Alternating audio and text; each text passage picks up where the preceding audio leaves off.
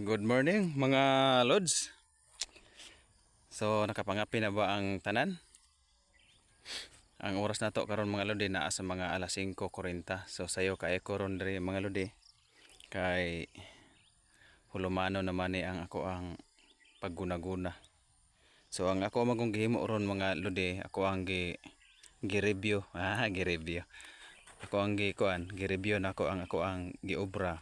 Dato magong nagligad nga mga semana, siguro mga tulo na guro ka semana nang spray manggug ko ani ako ang gialagaan nga tubuhan anya ako sang gi-applyan og abono.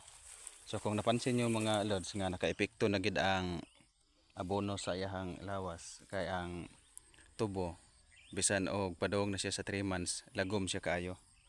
So wala na ko mo apply mga lodi og kuan kanang abono nga pampabaga sa punuan kay baga naman pod siya.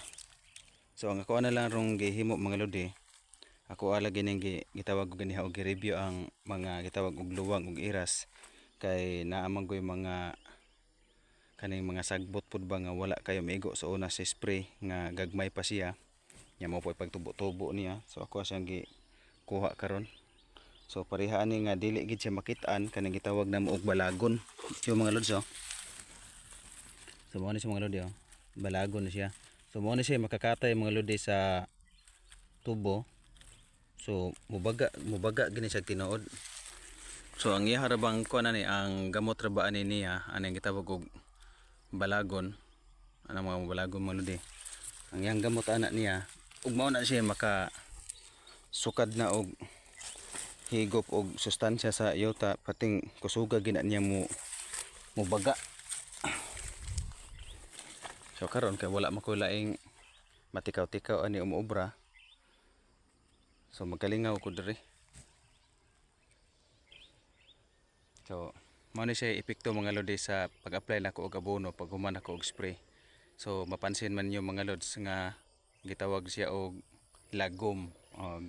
Super green siya kaayo. So bintaha jud siya kaayo mga lodi nga ma-apply ang isang abono kay para makita gid nato ang ato ang gikabudlayan nga pag-abono. Nya mga lods kay ako magmatamat na pud ko. So pangapi na mo diha. So shout out niyang tanan diha mga lodi.